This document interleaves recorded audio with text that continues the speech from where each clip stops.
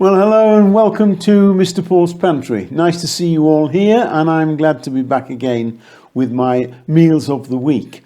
Now, for new visitors, no recipes here. This is just a short video that I show you what I've had for my meals during the past 7 days. Sometimes it's quite a nice, good meal. Sometimes I have to make do with a snack if I'm feeling a bit under the weather. But anyway, I'll show you the whole 7 days starting from Monday. And Monday last week was a very nice day. So I was busy. I had Lex, my friend, who does my garden for me now because I can't manage it. And he came, and I had 2 visitors call unexpectedly. And so it was a busy day. So when it got down to mealtime in the evening, I didn't really feel like cooking anything because it was nice and sunny. So what I decided to do was have a nice salad with some sardines. I mean, sardines here are absolutely wonderful. And so I had some grilled sardines on a very, very nice mixed salad. And here it is. As I just said, sardines here in Spain are absolutely wonderful, especially in southern Spain where I live. As fresh as daisies, and they never come in frozen, they're always fresh every day in the fishmongers. And I picked some very small ones, and the fishmonger very kindly offered to clean them for me. So he deheaded them and cleaned them, and I just popped them under the grill with a little olive oil.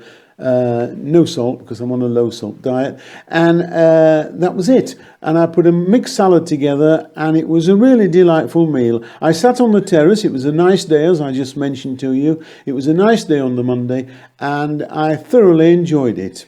Having said that, the rest of the week was less than nice. It was horrendous. Anyway, I'll go into that later. So this is my meal for Monday evening.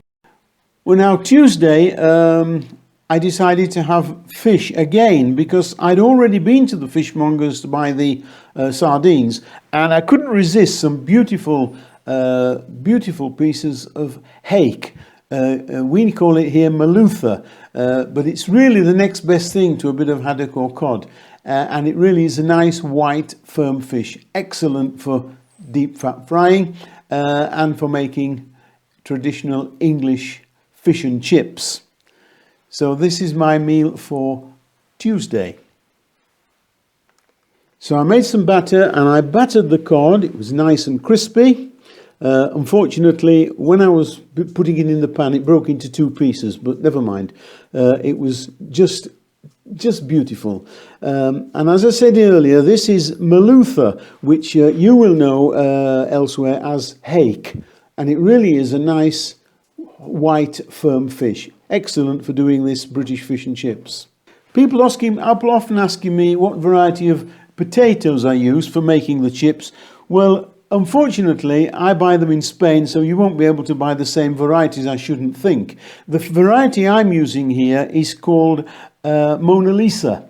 And they're a very nice potato, very similar to your Maris Piper in the UK. I think in America it's called the nearest thing is called Yukon Gold. I'm not sure about that, okay? But somebody will no doubt tell me. And so I had some mushy peas with it, of course, which is traditional, a lemon wedge, and some salt and vinegar. I didn't have anything else with it that day, just salt and vinegar. This was absolutely to die for. That was my meal for Tuesday. So we come to Wednesday, and Wednesday, you may have already seen my video on making this. I put a video up making mini chicken, mushroom and ham pies. And in the same video, I just did a little bit at the end showing you how to make these pillows.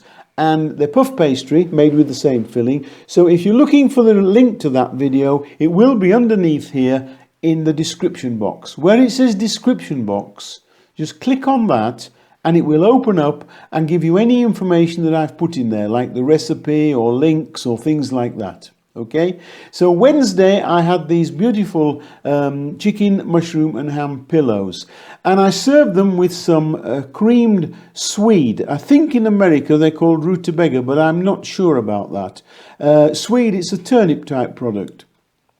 and eaten a lot here. It's a winter vegetable, but it's very, very tasty. And I didn't have any more carbohydrate on the plate because I already had the pastry, the puff pastry, on the pillow. So what I did for my vegetable, I had the swede and I shaved some shavings, or ribbons as we call them, of a courgette. I did them with a potato peeler, that's all, and I dropped them in boiling water for about 2 minutes. Lifted them out, drained them and put them on the plate, and they were delightful. So this was my meal for Wednesday evening. Well, we come to Thursday, and if you've been watching my videos, you will already know that Thursday is the day I clean out the fridge, go do the shopping and replace anything that needs replacing. In the fridge, there's always something that needs either throwing out or giving to the dogs, and there's always something I can resurrect and use for my own meal. And what I do is I like to pick out those things that I think I can resurrect something from and make something on Thursday evening for my main meal. Often a challenge, and it's become known as the fridge challenge. And even I don't know until Thursday morning what I'm going to decide I'm going to do. So this is what happened that last Thursday morning.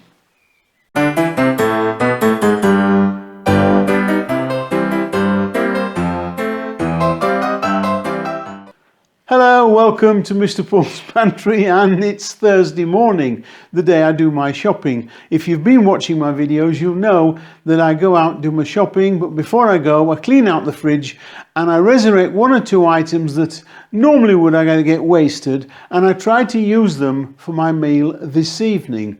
It's become known as the fridge challenge, the Thursday fridge challenge.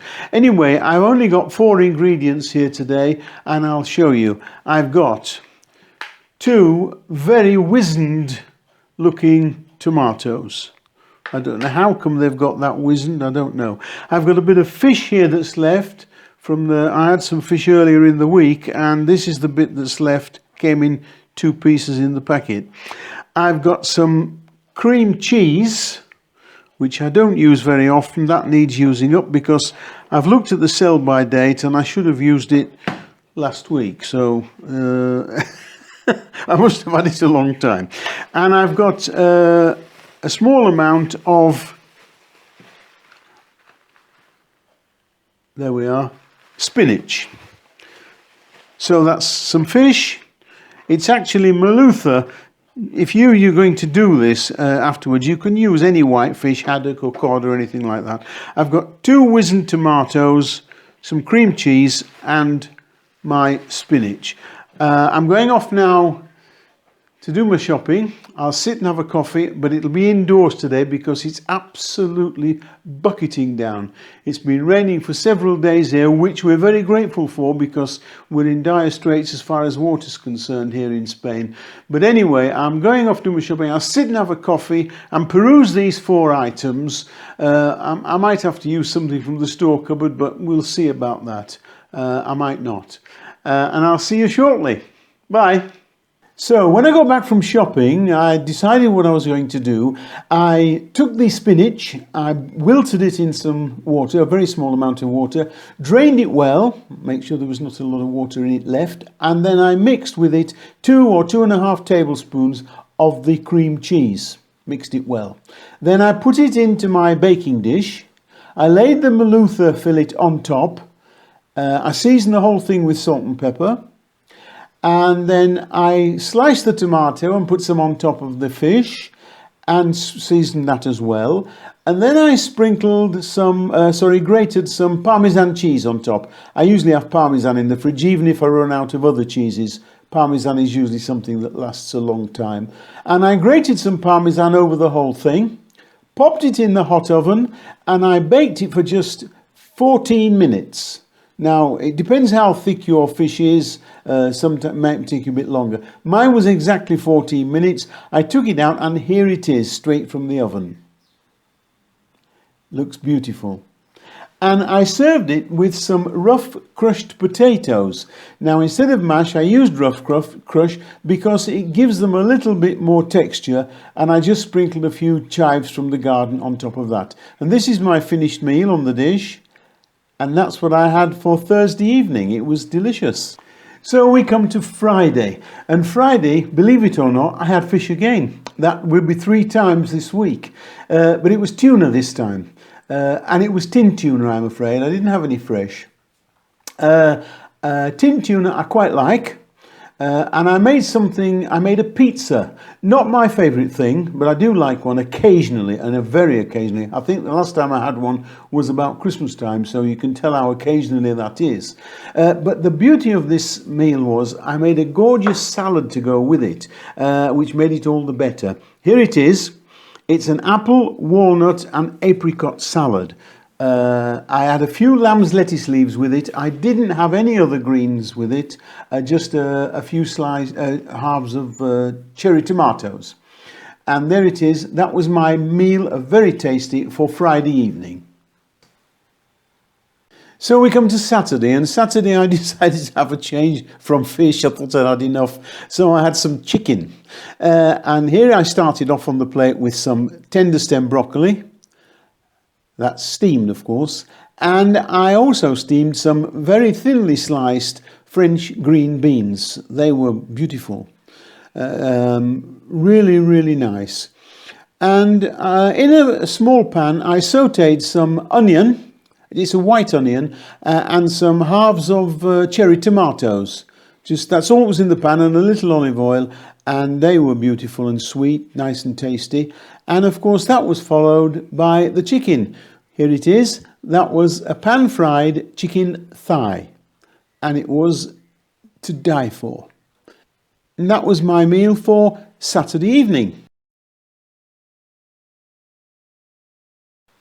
So we come to today, Sunday, and decided to have my Sunday meal at lunchtime today because it gives me more time to edit the video to get it out to you early this evening. So today for Sunday lunch I had leg of lamb fillets.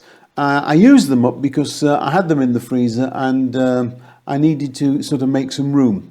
So these leg of lamb fillets I pan-seared first of all, and then I popped them in the oven for just 8 minutes and they were done to a T.